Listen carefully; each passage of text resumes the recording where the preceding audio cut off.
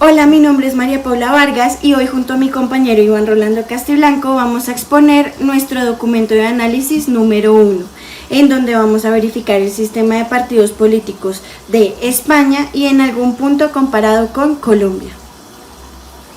Como primera instancia tenemos que debemos verificar, según la tipología de sistemas de partidos políticos de Giovanni Sartori, definir cuál es el sistema de partidos vigente en España. En este caso, según Sartori, podemos verificarlo desde el área cuantitativa y cualitativa. Entonces, según el área cuantitativa, verificamos que en España el sistema de partidos vigente es un sistema de partidos bipolar, y ya ser bipolar inmediatamente en el área cualitativa es de competitividad.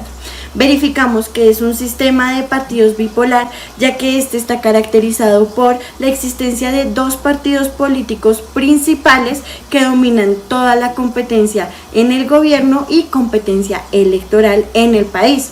En el caso de España vemos que estos dos partidos dominantes son el Partido Socialista Obrero Español y el Partido Popular. Ambos partidos han tenido un gran tiempo de gobierno en España en distintas ocasiones, y esto ha alternado, estos han alternado el poder entre ambos. En las elecciones generales del año 2023, el Partido Social Obrero Español obtuvo la mayoría absoluta para el Congreso de los Diputados, lo que le permitió llegar a formar un gobierno en solitario. Pero es importante recalcar que hay otros partidos que también tienen una gran importancia, como el partido Vox, el partido Unidas Podemos y el Ciudadanos. Para poder entender más esta bipolaridad del sistema de partido español, se verifican varios factores, pero en este instante vamos a ver tres de ellos. El primero es el sistema electoral. Este se llega a favorecer a los dos partidos principales, ya que por el sistema de listas cerradas que tienen y el umbral electoral del 3%. Como segunda instancia tenemos lo que es la estructura económica y social de España, ya que esta se encuentra fragmentada por dos grandes bloques, el bloque conservadurista y el bloque progresista. Y en tercera instancia tenemos por la cultura política española, ya que esta se ha visto fuertemente enmarcada por el sentido de polarización. Es importante recalcar que el partido Vox ha llegado a tener una gran influencia en el área conservadurista frente al Partido Popular, y el partido Unidas Podemos se ha llegado a posicionar en el tercer puesto como uno de los partidos más importantes. Pero de igual manera, Sartori en 2012 nos menciona que esto no significa que vaya a cambiar el sistema de partidos bipolar en España, sino que este aún así se va a seguir manteniendo. Pero ahí evidenciamos lo que es la competitividad entre estos partidos políticos. Como segunda instancia vamos a responder la pregunta si en España se puede evidenciar la ley de hierro de la oligarquía en los partidos dominantes. En este caso la respuesta a la pregunta es sí. Sí podemos evidenciar la ley de hierro de la oligarquía en los partidos dominantes en España, tanto en el Partido Socialista Obrero Español como en el Partido Popular. Esta ley es una teoría sociológica que se desarrolló en 1911 por Robert Michaels. Esta teoría nos sostiene que independientemente cuál fuera la estructura inicial de cualquier organización compleja, esta se llega a desarrollar una estructura oligárquica casi sí o sí, en donde el poder se empieza a controlar y a concentrar en una élite bastante minoritaria. Para España vemos que hay varios factores que nos apuntan a que exista esta tendencia oligárquica en ambos partidos principales. Tres de estos factores son el sistema de organización interno de los partidos políticos, ya que ambos partidos llegan a tener una estructura jerárquica en la que el poder se llega a controlar en el órgano de dirección, que es una élite minoritaria donde está controlada por militantes con experiencia y recursos. En segunda instancia, como bien sabemos, es el papel de los medios de comunicación. Estos son una herramienta y un puente fundamental para llegar a la ciudadanía y a la opinión de ellos. Es por eso que estos partidos llegan a tener un acceso privilegiado y muy fuerte en estos medios, llegando a controlar la agenda política y la opinión pública.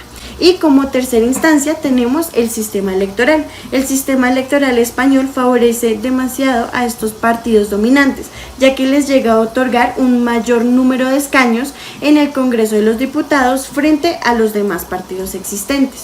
Hay varios ejemplos que se dan sobre oligarquía en estos partidos, como en el Partido Socialista Obrero Español. Para las personas que son representantes regionales, se ve cómo llegan a tener una gran influencia en la opinión pública en estas regiones. Y para el Partido Popular, por los diferentes órganos y participantes externos al partido, llegan a influir para manejar sus propios intereses también. Pero aunque ellos manejan y tratan de tener herramientas democráticas para que los militantes tengan voz y voto en algunas decisiones que se van a tomar, estas son muy mínimas y limitadas. Y como tercera instancia tenemos que vamos a definir y clasificar los grupos de presión, y vamos a identificar cuáles son los que podemos ver en España y si llegamos a ver algún posible escenario de lobbying en España. Para iniciar, vemos que los grupos de presión son organizaciones que buscan llegar a influir en cualquier toma de decisión pública para llegar a promover sus intereses. Estos intereses son de naturaleza muy diversa y son organizaciones muy diversas. Pueden ser desde organizaciones empresariales, organizaciones y asociaciones de consumidores, grupos ecologistas, abogados, médicos, entre muchísimos otros. Estos grupos de presión se dividen por su objetividad y su estructura. Por el lado de su objetividad vemos a los grupistas, que son las personas que arman un grupo de presión para poder tener y influir en su objetivo personal.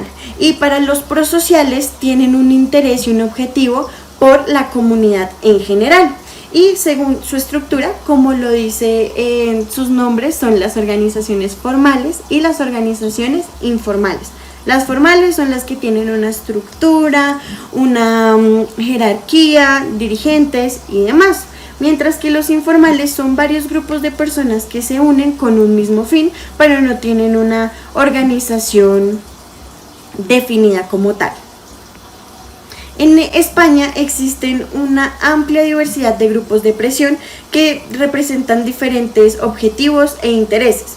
Algunos de los grupos que son más influyentes en España son las organizaciones empresariales, donde tenemos como ejemplo la Confederación Española de Organizaciones Empresariales, que es la principal organización empresarial de España. Llega a tener a 1.8 millones de empresas de todos los tamaños y sectores, y esta llega a tener una gran influencia en la toma de decisiones públicas del país.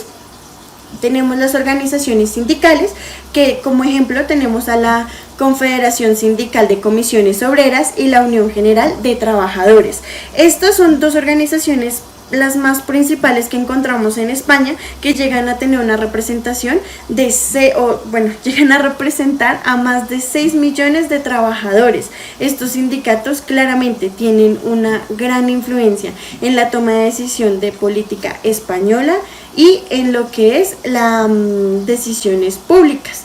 Como tercer puesto tenemos a la Asociación de Profesionales. Estas son diferentes asociaciones, un grupo muy diverso según las profesiones de cada uno. Por ejemplo, tenemos el Consejo General de la Abogacía Española, que representa a los abogados. Tenemos el Consejo General de Colegios Oficiales de Arquitectos, que representa a arquitectos. Tenemos el mismo en el área de médicos, que representa a los médicos, entre muchas otras profesiones que se encuentran estas asociaciones. Ellos tienen una gran influencia en la toma de decisiones públicas referente al ámbito de cada una de los grupos. Y finalmente tenemos las organizaciones ciudadanas.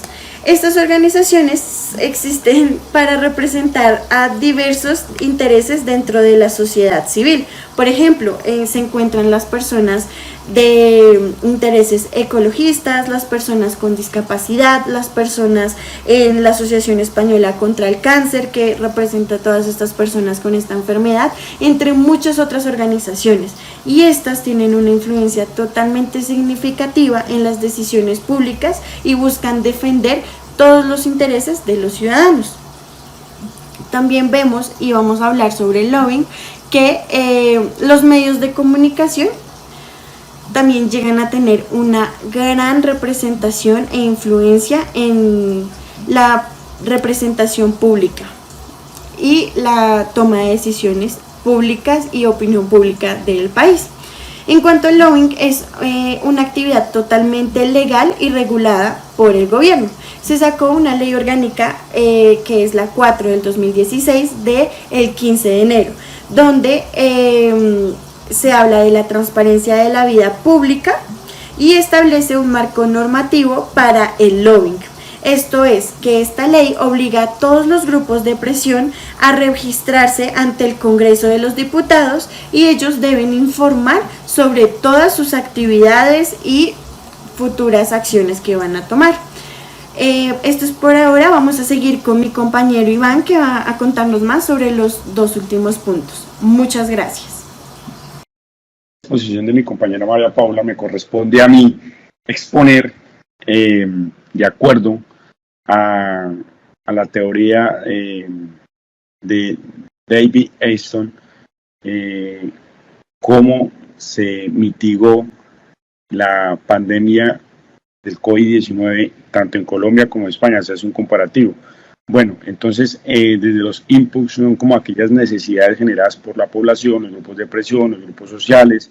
En Colombia pues se genera un decrecimiento en valor de las importaciones y de igual manera se reducen las exportaciones. Esto afecta obviamente el Producto Interno Bruto y el tema del flujo de dinero y el flujo circular de dinero. Por otra parte, se generan despidos masivos de trabajadores, incrementando pues notablemente el desempleo. Ya estos problemas se trasladan al gobierno nacional, donde el presidente Iván Duque en su momento se reúne con sus ministros, toman algunas decisiones que son reflejadas en decretos. Estos decretos es como, por ejemplo, la asignación del beneficio económico de emergencia para aquellas personas que se quedan sin trabajo. ¿Esto con qué fin? Eso se busca con el fin de que no sea creciente más la problemática y que no un grupo de presión o un grupo social no interfiera en la estabilidad del sistema económico. Por otra parte, en España se genera una preocupante contracción económica, lo que afecta el sector turismo y el comercio. El presidente de gobierno lo que hace es tomar medidas inicialmente para garantizar los servicios básicos de su población. Servicios básicos como la luz, el agua, el gas y las telecomunicaciones. De igual forma, con el fin, mediante política pública, con el fin de que estos grupos sociales y de presión no crezcan y puedan interferir en el curso normal del sistema político del país.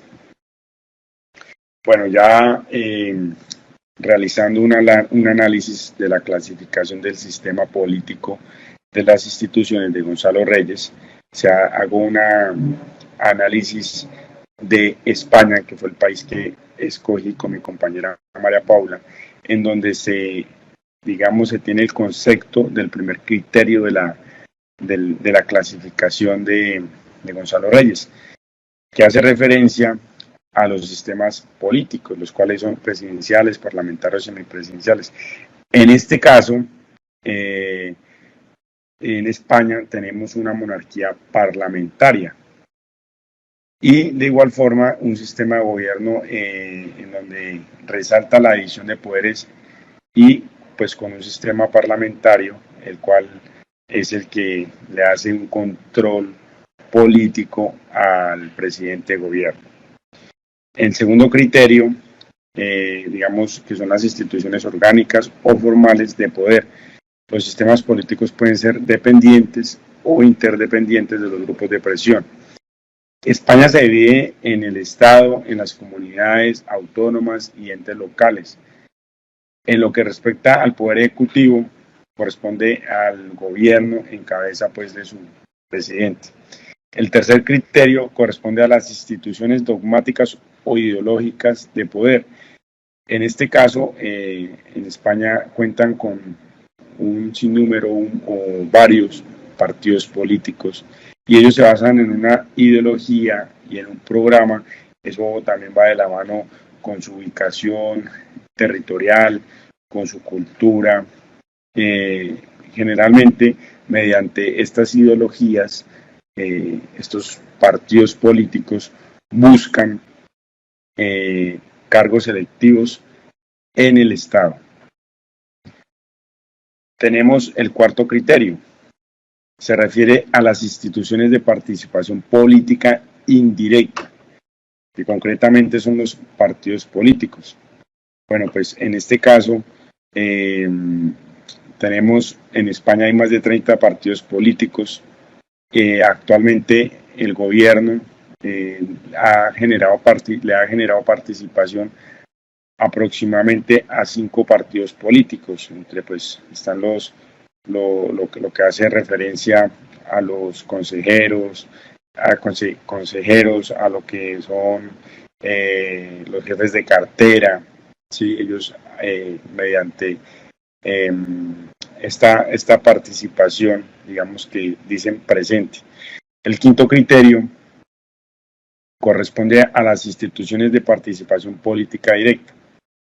Tenemos en la Constitución española, establece unos mecanismos de participación ciudadana como son la iniciativa legislativa, el referéndum, el derecho de petición, y además la Constitución es muy clara en emanar la justicia al pueblo, y pues que en este caso es administrada por el rey.